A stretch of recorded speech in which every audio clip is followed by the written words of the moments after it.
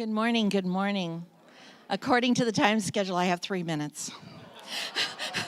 I'm sweating his time schedule. Oh, you're such a friendly church. You've got me all relaxed, and thank you for allowing me to be here, Pastor Ryan. I greatly appreciate it. You know, being involved in a church and on staff, I know how important these pulpit minutes are, and I want to respect that. He gave you a great announcement. I feel like I can just step down. How many know about the Gathering of Tribal Nations? A few of you. Okay, less than half. And how many of you have ever gone on a missions trip? Oh, a few. How many would like to go on a missions trip? Oh, a few more. Good. Well, at our church, Pastor Mike LeClaire has been announcing the Gathering of Tribal Nations as a missions trip. So we have a mission field right here in our backyard, right here in our community. I learned something in doing this event, that there's a difference between evangelism and missions. And I don't know if this is true, but I think it fits right. Evangelism is when you are sharing the gospel of Jesus Christ with your own people, with your own culture. But missions is when you serve people of another culture, of another people group. And that's why this is called a missions trip. Gathering of Tribal Nations is a founder and CEO of Ron and Tida Harvey. They're on the Navajo Nation in Window Rock, Arizona. And the Lord gave them a vision. And the Lord told Tida it was to be called the Gathering of Tribal Nations, to bring the gospel of Jesus Christ to her own people, native to native, evangelism. Lord, who am I? How am I going to do this? I'm a nobody. I don't even know anybody. I know the chief of my own Navajo Nation. I think I know the chief to the east and maybe to the south. I don't know anybody. Through some research, much prayer, much fasting, she stepped out in faith. In 2013, they had their first Gathering of Tribal Nation there on their own reservation in Window Rock, Arizona, with 1,000 people in attendance every night. There were 31 tribes. Within 6-7 months, she knew 31 chiefs or chairpersons of those tribes. Pretty exciting. So a gentleman in our church, Nathan Edink, came to the pastor's office and said, hey, I don't know, but I believe God's calling me to go to a conference. And he had a poster that looked similar to this. And he said, I'm going. He left it on Pastor Mike's desk, and Pastor Mike said that thing just kept coming to the top of the pile, and he knew he was supposed to go. He went. There was 250 people there in Oklahoma, and he was one of 8 white people. And I was going to just use some descriptive words of what happened to him, but because you know your pastor so well, I love the word rocked. His world was rocked. And he got called. He knew that he was to bring this to Green Bay, Wisconsin.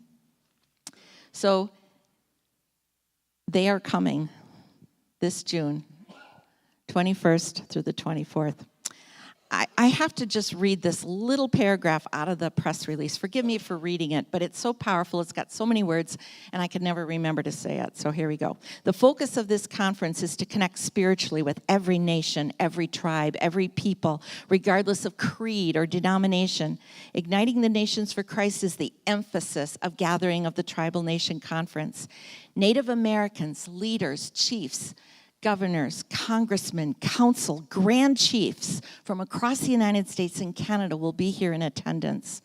This 5th annual conference, reaching out to the Native people communities to share spiritual healing from historical traumas. It offers hope for the hurting families afflicted with addictions and to promote unity in the brotherhood of mankind. Speakers from across North America, including the tribes of the Chippewa, the Navajo, the Muckleshoot, the Oneida, are scheduled to speak at this international conference. Also, speakers from Malaysia and from Canada. There are 11 tribes in Wisconsin, and people have been called, Nathan is one of them, Nathan Enoch, to, as the Lord leads him, to reach every one of those 11 tribal chiefs here in the state of Wisconsin and invite them to this event. Well, what can you do for me? Well, I'm here to bless you, Chief. Well, how are you going to bless me? I have hope to give you. There's healing for our people. There's hope. They're listening. We also have our own Dave Werner and Gary Cookta in town here as the Lord's Spirit's leading them to visit churches, not only in our city, but in other counties as well. What is our mission for Gathering of Tribal Nations? You're a church that loves to bless your neighbors. That's what we're doing, to serve, to love, to give of our time. What do you do when you go on a missions trip? You know, some of you. You have to take time off work. You have to pray. You have to raise money to do a trip. So this is where we get to serve. We become less, and they become more. It is the natives that we are serving. It's the natives that we are loving. We are not to judge. They're here in our backyard. You may be here. It's different cultures. We need to just serve as Christ would serve. We have them coming from the Navajo Nation, native, to evangelize their people. But every one of us are welcome. What is going to be the benefits? The benefits is we're going to see souls saved. We're going to see people delivered from suicide, witchcraft, addictions. We're going to see people delivered from religiosity. Is that the word? Spiritualism. But more than that, God's going to touch us too. He's going to renew our walk with Christ, give us a deeper depth of walking with Jesus. Some of us are going to get called. We're going to be called out, maybe for healing, maybe for discipleship. Are we ready to disciple these new believers that God has ready to save? The benefits of serving, it makes us all stronger in our faith. Okay, this event, I am told, takes at least a year to plan. And I'm serious. 4 months ago, they're talking about the project manager, and I'm saying, well, who's that? Well, it's you, Tracy. Me? I don't even know what a project manager does. And they said, you've done it your whole time, but you just were never called that. But in 31 days, that event is here, June 21st through the 24th. So just a little bit. It's a conference. It's a 4-day conference. It starts on Wednesday night, June 21st. It will be held under the big tent at Woodland Worship Center, 760 Airport Drive. Woodland Worship Center has partners. Pastor Bob has partnered with us, Living Hope Church. Pastor Mike LeClaire. During the day, there's day conferences, Thursday, Friday, and Saturday at Living Hope Church, and it starts at 10 a.m. They're having general speakers, and so that's kind of it in a nutshell. So this is an old-time tent revival meeting, folks. God is going to do marvelous things. This tent is 100 by 140. They have asked me to secure 1,000 chairs to put underneath that tent. How can you help? I'll be out in the hall after church. We got posters out there and flyers that you could put up in your local businesses around your neighborhood. Help us spread the word. We got prayer lists out there. If you could pray for this event, oh, we'd be so grateful. We need volunteers. Let me tell you what's going to happen. Oh, by the way, that poster has a website on it. It's got Ron and Tida's vision. It's a beautiful rainy afternoon Sunday day read. It's awesome. All the information is on that website, and it's on that poster out there. What's going to happen? Monday morning, June 9th, the tent comes in. 8:30 in the morning, we're going to need 30 strong, abled men to help put up that tent. The tent weighs 8,000 pounds. That's 4 tons. And so gentlemen, you need to really know that you're strong and ready to put up that tent. They said it takes 3 to 4 hours. Then what happens? A couple trailers are going to come in. They're renting about $1 million worth of production equipment, all of this, staging, lighting, videos, all of that's got to get unloaded, placed in that tent. It may take a day and a half to do that. So Monday afternoon, all day Tuesday, we need 30 strong men that aren't afraid to move some things. And then we also need on Wednesday morning at 8:30 in the morning, those 1,000 chairs are going to be delivered and need to be set up underneath that tent. And the evening service starts at 7 o'clock. Parking is limited. Parking will be off-site, so you need to come early. So, lastly, Tida, when she first received that vision from the Lord, she did some research online and she came across this statement. It says, "The greatest moment of Native history may be ahead of us. If a great spiritual renewal and awakening should take place, the Native American has been a sleeping giant, and he is awakening. The original Americans could become the evangelists who will help win America for Christ.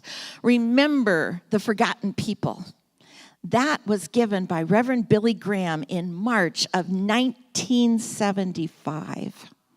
That's 41 years ago. We may see the fulfillment of that vision. It may happen, and we may see it. Thank you, Pastor Ryan, for this opportunity. I greatly appreciate it. I'm going to show you a quick little video next. I look forward to meeting you after church and answering any questions. And lastly, this is a privilege. This is a privilege to be a part of this great epic event. Do you know God could have placed it anywhere in the world? I mean, seriously, why would he pick a tent in Hobart, Wisconsin, which I've told isn't even on the Wisconsin map? He chose us. He chose us to bless us, and it's a privilege to serve for this event. So this is a great opportunity to step in with God for a great revival. For such a time as this, we are here to serve with no judgments, no expectations, but to love and to bless. The scripture is, the harvest is plenty, but the workers are few. So will you say with me, "Send me, Lord, send me." I am a red man. If the Great Spirit had desired me to be a white man, he would have made me so in the first place. God made me an Indian. The First Nations people have been given a message, have awakened to righteousness. A new thing is coming. A new wave is coming. Upon suffering beyond suffering, the red nation shall rise again, and it shall be a blessing for a sick world. Missionaries mistakenly tried to convert the Indian to a culture rather than to Christ. They foisted upon him forms of worship strange to his heritage and tradition. But if Christ lives in his heart, that is the all-important thing. You as Indians are a sleeping giant. The original American. You are now awakening. Just around the corner, you may become a spiritual superpower in this country that could change not only America, but the world. 40 years since Billy Graham shared his prophetic words with the First Nations people. And now the wind of awakening is blowing strong across this land. The gathering of tribal nations is one of the amazing fulfillments of the vision to see all tribes coming together, seeking God as one. In 2015, over 60 tribes were represented, united with Israel, and intercessors from China were supernaturally drawn, crying out in prayer for the First Nations people to see transformation on native lands and bring revival to America. We are at the threshold of the next great move of God. In the past, I think many missionaries mistakenly tried to convert the Indian to a culture rather than to Christ. This has been a mistake that many missionaries have made throughout the world. They tried to get him to wear the white man's suits and give up his traditional dress. They gave him a white shirt and a black tie. They foisted upon him forms of worship strange to his heritage and tradition. Thus, many Indians rebelled against Christianity. Sleeping giant is no longer asleep. It is moving. It is moving. And I challenge every tribe, rise. You may become a spiritual superpower in this country that could change not only America, but the world. A new thing is coming. A new wave is coming. God's getting ready to do something very powerful in America. God's getting ready to move. A powerful, powerful move like we have never, ever seen before. Never. God has spoken. I have now turned my face to the host people of the land, for blood cries from the ground. Now is our time, people. Now is our time. Get ready.